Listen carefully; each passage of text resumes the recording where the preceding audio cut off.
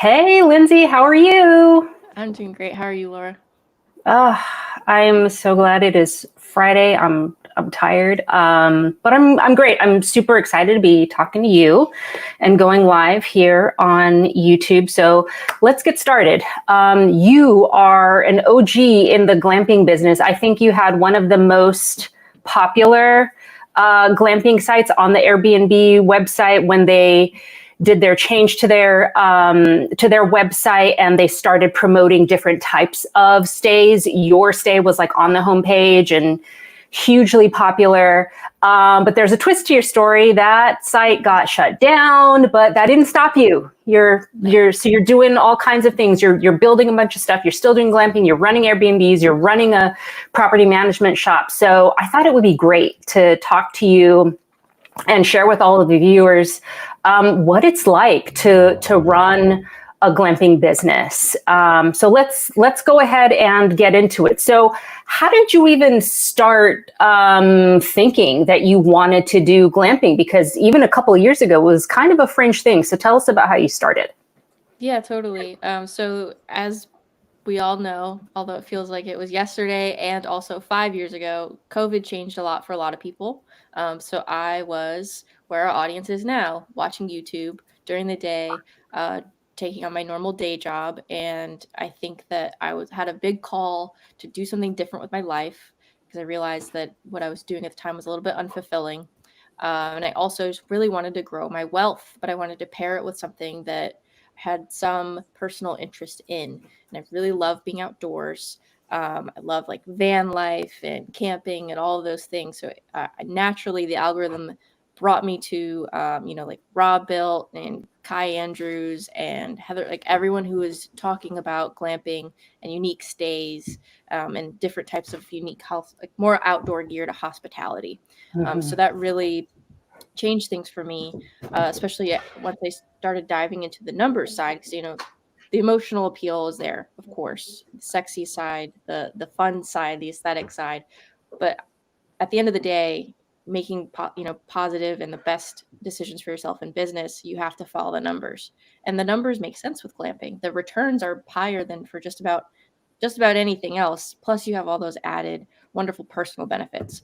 So for me, it was a natural YouTube algorithm pull, and then just the analysis made me decide to actually initiate and take the next step, which was purchasing a property where I wanted to build glam sites.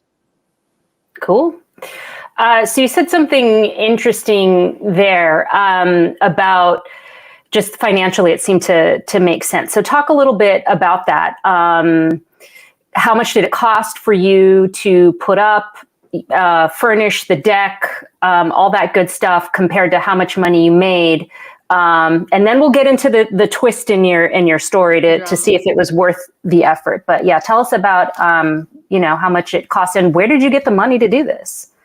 Sure. So I did a little bit of like Kai Andrews strategy where I did a bit of a land hack. So I purchased a home. So I was able to get a traditional mortgage. I actually moved in. So I was able to only put 5% down and do it as a hack. So I started by living in the cottage that was already there, which provides a lot of benefit when you're going and finding property to do glamping. So I'm like, I already have utilities there. That's a huge problem with buying raw land and a very expensive development problem. So not only was able to put very little down by purchasing a home rather than just raw land, I also already had the added benefit of utilities. Even just something as simple as putting in a driveway is very costly, especially somewhere with interesting topography. It gets very, very costly. So that I had money from just life. I didn't spend a lot during the pandemic because we weren't doing a whole lot of anything. And I had purchased my first traditional house hack where I bought a townhouse. Other people were paying my mortgage. So I was able to save a good amount of money from my very normal day job. And then I started searching. I found that cottage. It had a parcel next door, so I could buy both from the same seller. I didn't want to purchase them on one because it would make the loan a little bit complicated. So I ended up getting private financing for the lot. So the benefit there was that I told the seller, hey, I will get you your price that you want. You give me the time to find the money. So then I was able to put no money down on that second lot and borrow, I think it was a 5-year loan from a person. I leveraged my personal network and took out a loan for that lot. So then I had 15 acres roughly to play with. And I think because I only put money down on the first property and it was a smaller amount of money down, I had 15 acres with utilities, with a home that could be its own unit at some point when it was ready. And I was out of pocket about $15,000 just by closing. Then we get into construction. So I'll leave the cost, the cottage renovation out of this, but for the glam sites themselves, they're both $10K. That was developing a trail, building a deck, adding bathhouses. So we did have outdoor showers. We were able to leverage the well that was already there. We did run our own plumbing. And so it was $20K all in for both sites.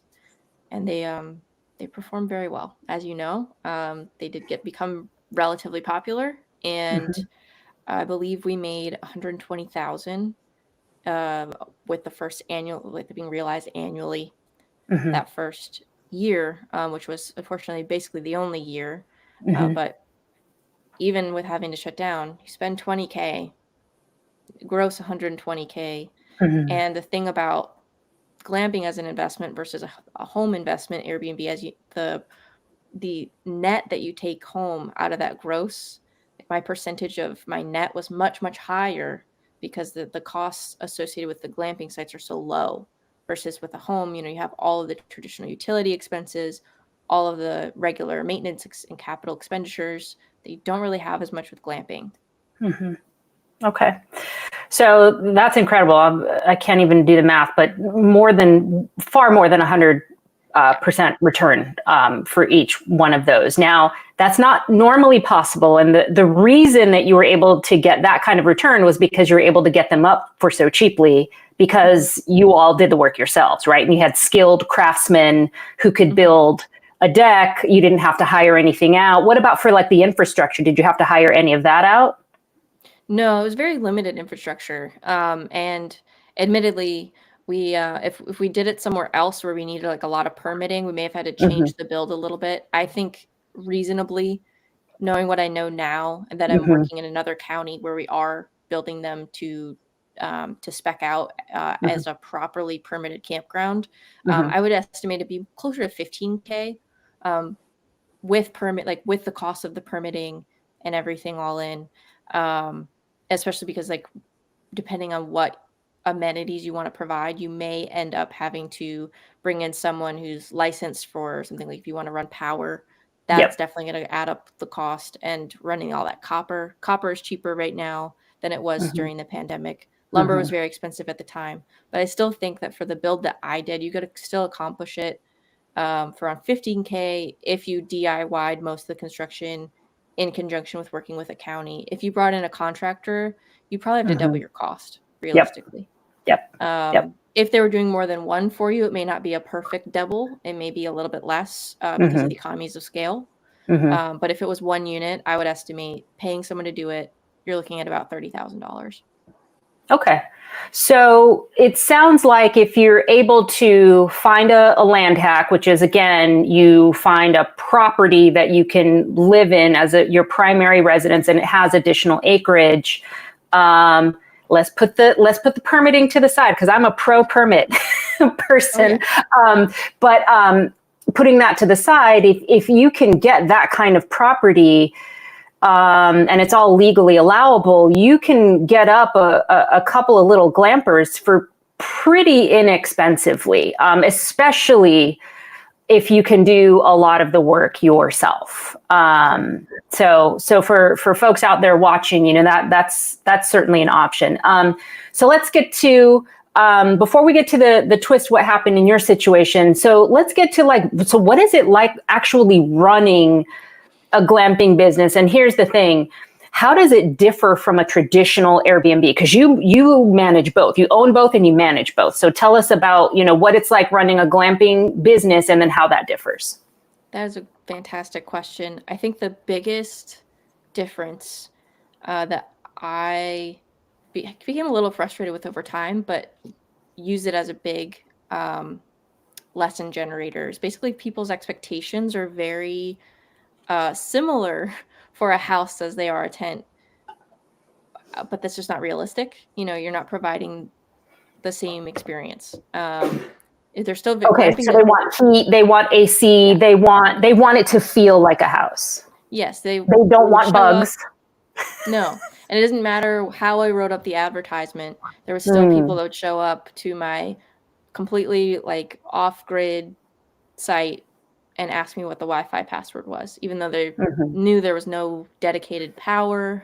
I'm like, how would you expect that to work exactly? I never would ask that because it's incredibly rude, of course. And, trying to provide them with the best day possible. So I'd remind them that, this is what we provide. If you do need Wi-Fi, I'd recommend somewhere for them to go locally. But essentially, it was that if you are providing a limited amenity glamping experience, you can feel like you have advertised it clear as day, and folks will still show up expecting everything that they have at home, with none of the additional inconveniences of nature, as you mentioned, like bugs, which is, of course, not practical, but it still happens. So that was probably the biggest difference, was just that expectation management of the amenities.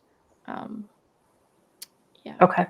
Cool. Anything else that really stuck out to you? Like, what was it like in terms of maintaining the actual structure, right? Because that's a big difference between a traditional Airbnb versus a glamping. This is not a permanent structure, right? This is a tent. So what went into upkeeping and maintaining the tent that either you expected or you didn't expect?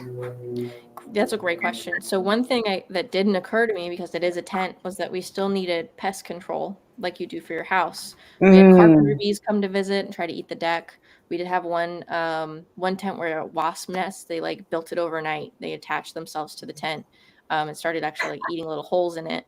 So we had to get them off of there and then start treating the canvas. And we had to figure out, like, is treating the canvas going to like ruin its permeability? Is it still going to be waterproof? So we had to work very closely with the pest control to try to come up with solutions that would work for a unique situation, because as much as you can't stop all the bugs in the woods, you at least need to kind of guard your Airbnb stay for people. So that was something that was a little bit different. And then composting toilets present unique challenges.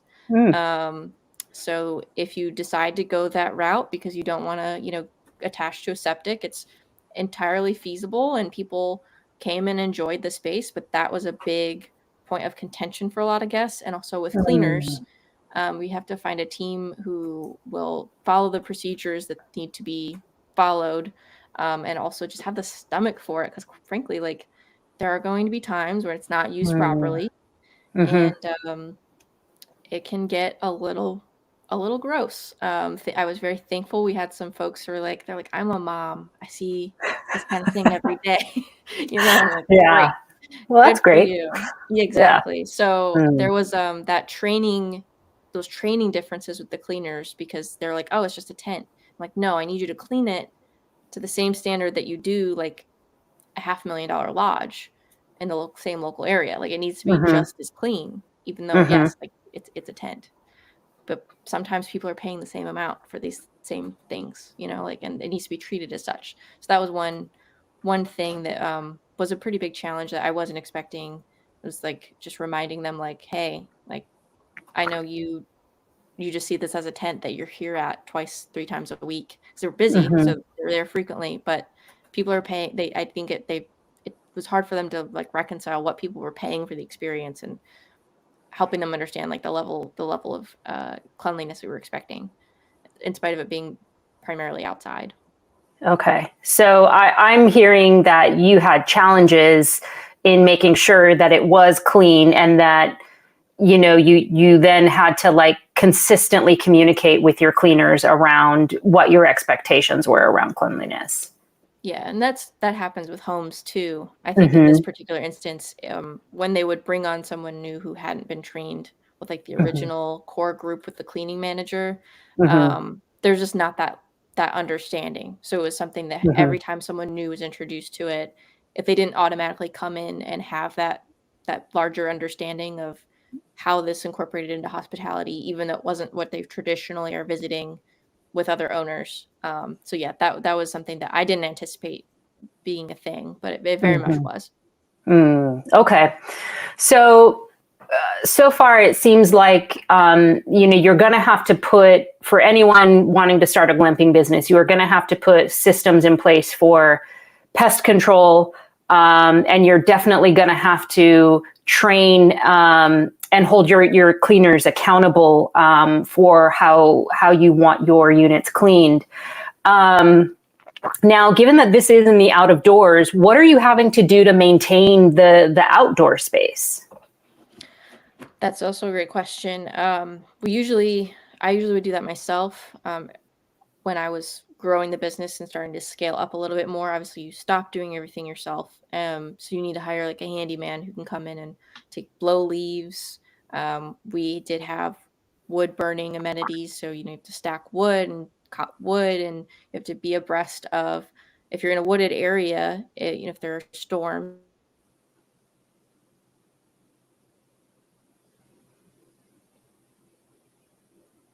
people might be coming to visit, and you have to take care of those things. So tree work was a big one. Trail maintenance was another big one, making sure that, didn't get washed out. We always had, ample gravel for people to be able to safely walk down to the trail. So those were some of the things that we had to deal with in terms of the outdoor maintenance. Power washing the deck. The tents themselves sometimes had to be swapped out. So that's another thing that kind of also answers your last question, is that once in a while, it depends on how much sun and rain your tent is exposed to. If you decide to go the tent route, you may have to sometimes swap out the unit itself with another so that you can clean it, maybe do some zipper repair. A lot of these come with a lot of zippers, so you have to take them to a tailor, someone who's specialized and can perform that type of work for you. Because things will, like one summer was very, very wet. We had like a tropical storm come through. So we actually had to completely swap out the tent and take advantage of that time to power wash the deck, and take care of the deck itself. Is obviously a very important part of your business. So you need to make sure that it's in good health, that your pressure lumber is doing well. If you have any sags in the deck itself over time, because that is your floor, you may have to swap out or adjust those deck boards so you're not developing weird wear, inconsistent wear in the floor where people are walking, like little things like that, that we had to take care of over time. Okay. So it sounds like, I don't know about daily, but at least every couple days, someone has to physically be there to do something, whether it's clean up the outside, check on the deck of the health, like the deck health, chop wood. So this sounds like a pretty labor intensive type of business to be in. Yes, you get the higher returns, but this is not a set it and forget it. Is that an accurate summary? Precisely. And we were able to, learn some of those higher labor areas that we were experiencing and start to create some efficiencies. So we relied on our cleaners to be eyes and ears so they could report things, and let us know if we were getting low on different inventory items, and especially the wood. So with the wood, we actually built storage into our unit. So there was a significantly large, basically like a little cage underneath the deck. And then the cleaners themselves could take that wood and fill up the inside rack. That way we didn't have to have someone there all the time, but there was dry wood supplied that would last, is usually about a month. So then it was something that we could schedule on a regular basis and not be so reactive to needing to resupply wood, but be very proactive in resupplying wood on a more consistent basis. So little things like that, we were able to come in and try to create those efficiencies. And also, like, sometimes the guests would do a great job and they would actually like kind of clean up around the area while they were there. So there'd be less to do, which is why we tried to like have the cleaners let us know if something was needed. That way, you're not sending someone just to check and finding nothing to do. That adds up over time if you're doing that and hiring that out a lot, especially if you're not there to do it yourself. Yeah. Yeah. Okay.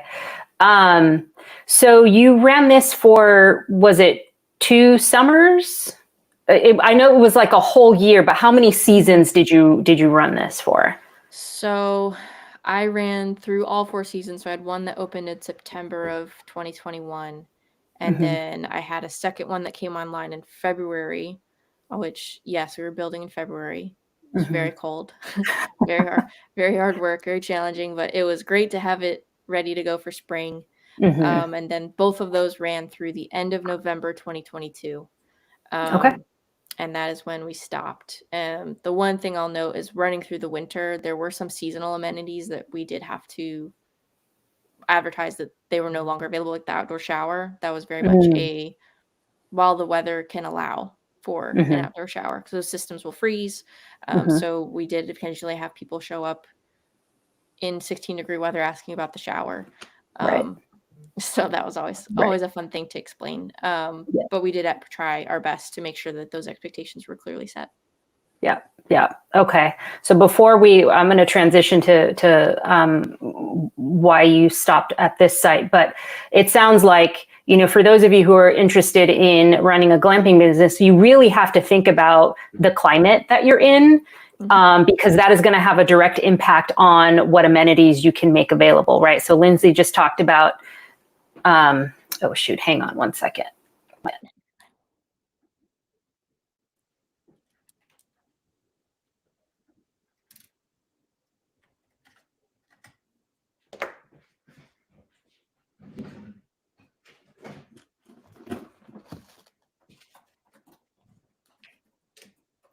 All right, give me 1 second.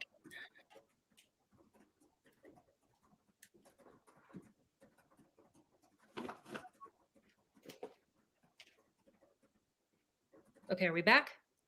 Yes. I think we're back. All right. Sorry about that. So the amenities, I think, are really going to be dependent on the climate, the weather that you have. So you have to think about that. For example, pipes easily freeze, especially if you're not putting in a traditional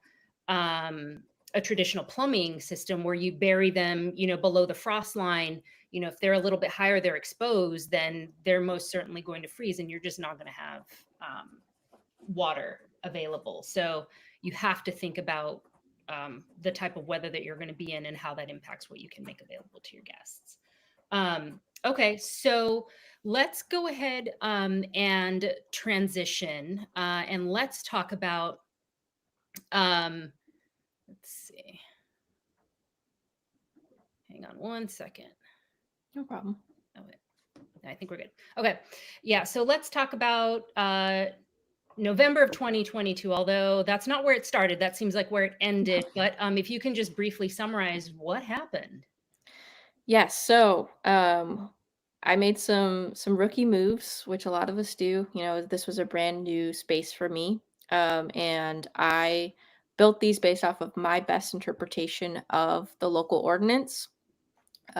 Essentially, if you had 2 or more campsites in an area, this was their verbiage, then it was considered a campground. So less than that, I was not meeting the campground threshold.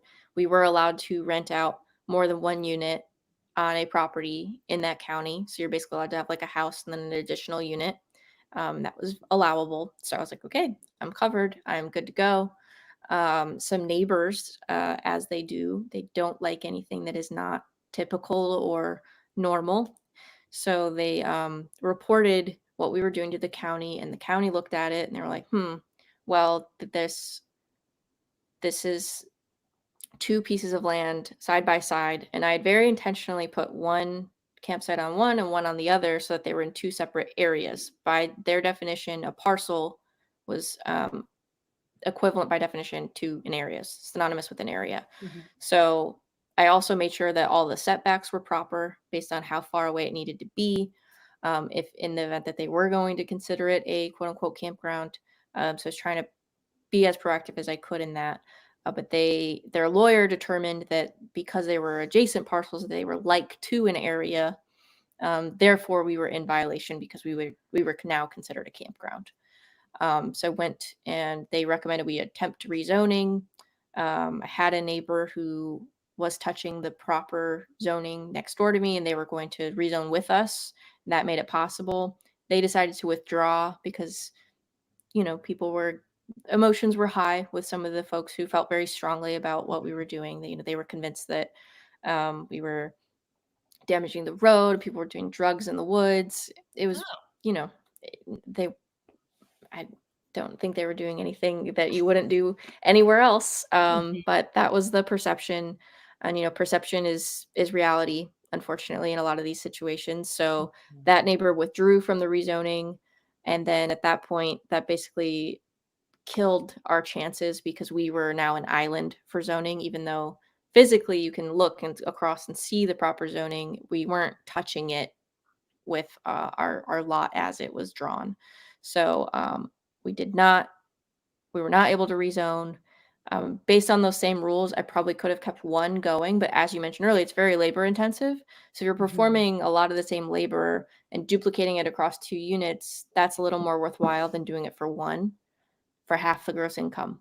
So we lost any scalability, which at 2, there's not a significant scalability. And with that, we determined that 1, we were spending political capital with the neighbors by keeping one open, and 2, it was a very labor intensive thing, a lot of labor intensive chores for one unit. So we decided to pivot and instead focus on developing a much larger operation. And so yeah, it created a year or 2 where I'm making significantly less than I could have, and it would have been great to have those going, but it forced me into thinking a lot bigger, to think that in the grand scheme of things, it's something that will be turned around to be a positive. Okay. All right. So some lessons learned.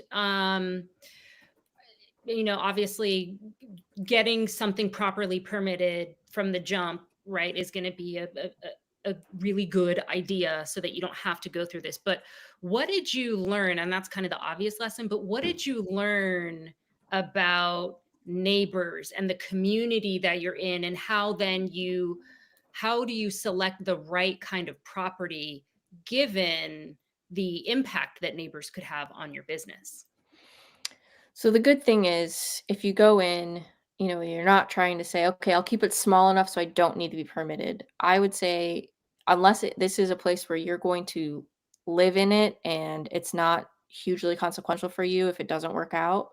If this is something that you want as like a proper investment and you're banking on it working and running as a full scale operation for in perpetuity, you need to go in and follow those permitting channels from the jump. That's going to force you into conversation with your neighbors, because during, whether it's rezoning and then permitting, or maybe your zoning allows it but it requires a special use permit, there's signs that have to be posted on your property. There are letters that are sent out to all the neighbors. You can go ahead and like let them know what you're doing and shake hands, kiss babies, do all that kind of stuff. Make those introductions, try to get ahead and answer any concerns that they might have.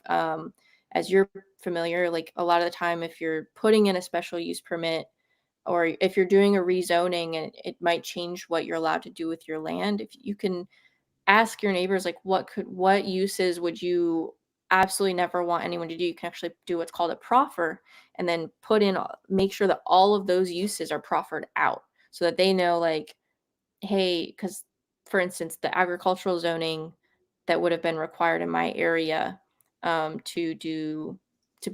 a campground and get the special use permit for a campground, it would also allow you to do things like have a junkyard on that property. Not to say that would have been permitted at any point. That probably would have also gotten denied on its own, but that was a concern a neighbor of mine had. So I was like, let's just automatically proffer that out. So that's not even something anyone could request special use for based off of this rezoning. It would be limited to the scope of what I want to do. And I think that did alleviate a few people's concerns. It ultimately didn't help heal the entire situation. But I did learn that that is definitely like a very nice tool and a way to rely on the regulations that are there and use them and their language to your benefit, and having the conversations with the neighbors and giving them all the reassurances that they need, and trying to show them how, like, your investment, your glamp sites will be a community asset rather than a detractor or a stressor. Mm-hmm. Okay. So it sounds like, doing the community relations part is a crucial component of even starting a successful glamping business that's going to have any staying power. How do you kind of balance the need to do community relations with like, the short timeline you have to buy a property? Like once you identify a property, you don't have that much time to think about it. So how do you balance, the doing the community relations with also like getting under contract and making the purchase quickly? Like what's the order of operations? Like how do you do that? I think it's important to bake in, especially when and where you can, a longer due diligence period for Mhm, something like these, where you're not just, especially if it's not a by right use, and these are things you're gonna have to ask additional permissions for. It's very risky, to buy property and have these holding costs while you're waiting for these all of these processes to go through. So I would say the easiest way to do it is to buy land where it's already allowable for one reason or another. Maybe commercial zoning is in your favor, mhm, or maybe there's already businesses adjacent. So it's not just like you're moving into an incredibly residential neighborhood and now mhm, all of a sudden, this place where no one would go unless they live there. No one would be driving down that street unless they live there, mhm, and now you're introducing a business there. You're definitely going to see some friction. So if in doing your due diligence up front and running your analysis, look for properties that you're going to have a shorter uphill battle essentially for one reason or another, mhm, whether it's just a more business friendly area, zoning that's already allowable, so that at a certain point, you can kind of say, well, I'm allowed to do this. Like, too bad, so sad. It may not mhm. be the most fun conversation, but at least it's not going to put you at risk of any shutdowns. Yep. I would have to say, just in because we are under contract now for 11 acres. We've been looking for land for about 2 years. We have a small plot out in West Virginia where we have a dome that we're going to build eventually at some point. Um, but I would have to say that I've learned the exact same lesson that you've learned, because, you know, you you can sometimes turn an area into a business that's not really meant to be that. While technically you could be allowed to do it, right? Like you could get a special use permit and you are in the right zone to put in a glamping site. That's not the intended use of that area. And so I think sometimes trying to fit a square peg into a round hole, just it doesn't work. And so that would be my advice as well, is go where it's already permitted. Don't engage in the uphill battle of the special use permit if you can avoid it. Now the key is, and I'm going to break this down in an upcoming video, there are communities where you can just kind of do this, or it's a lot easier. They're a lot more open to new and innovative businesses. um, so I would go there, go where the water flows. Don't go against the stream, because while you might be able to get it done, it's probably going to take you a long time. Your neighbors are not going to be happy for you. Like it's not necessarily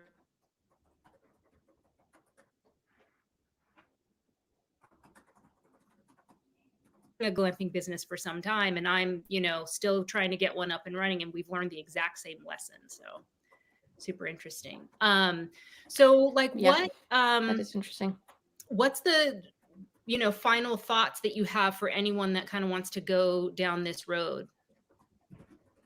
I typically nowadays am encouraging people to think bigger because of the lessons I've learned from the economy of scale and, just the labor intensivity. Y- You're not really giving anyone a great deal by having some poor handyman work for like lower wages to service one property. Um, it means you're not ever going to have dedicated support. So either if you're going to do a smaller number of them, I would say make them more expensive and get more traditional amenities there so that it's simpler to maintain. Or if you want to like really, if you're in this for really making money, I would think as big as you can, Hmm. even if you're not able to developing everything all at once. Hmm. If you're able to go in and buy somewhere where it's allowable, very without like a ton of work, Hmm. um, where you have the future proof ability to scale out. You can start and think of things in phases instead of having to think of like, what am I going to do all at once? And it also encourage people when and where they can in their investing journeys to like be less concerned about year 1 and be more concerned about like year 5. Like in terms of what is this property, and think about the same amount of money that you're going to invest to get one Glam site going. Like, sure, you could do it really fast and it'll make a lot of money for you right now, but then you have to deploy capital into buying more land because you didn't buy a big enough parcel to do a bunch of units. And now like maybe you're not able to do anything in that same exact geographic area. So now you have one maintenance team to manage here, another maintenance team to manage over here. That does change what your day-to-day is going to look like. So I would also encourage people to like just try to read a lot of business books. Like, don't just think of this as like glamping, because I think that's the temptation is like, it's a lot of like, we love the outdoors and we want to have like just do these cool, wonderful experiences, but you have to think of it in terms of this is a business and apply best practices for all businesses to your glamping business. Absolutely. I could not agree more. Where can people find you? So I'm on Instagram at Lindsey, Lindshee. I also coach with Laura on Raw Builds Host Camp, if and when they want to check that out. And hopefully eventually I will be having a channel similar to Laura's one day. So follow me on Instagram so you can see when that's announced. Great. And you also run a property management business, right? I do, yeah. And we have a website, it's Shenandoah Host Services. Shenandoah is spelled Shenandoa.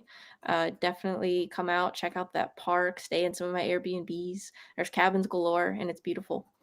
Awesome. Well, thank you so much for joining us, Lindsey. And I know I'll see you soon. Yes, very soon. All right. Thanks, everyone. Bye-bye. Yep.